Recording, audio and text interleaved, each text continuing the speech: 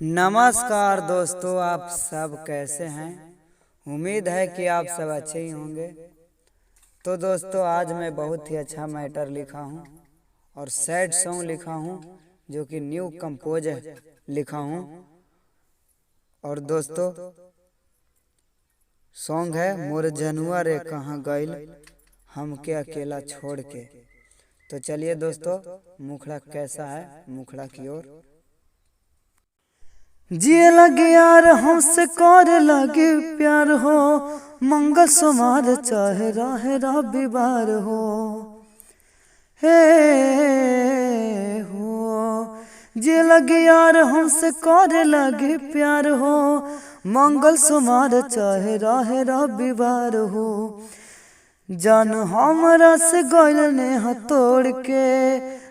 तोड़ के मोर जनुआ रे कहाँ गइल अकेला हमके छोड़ के।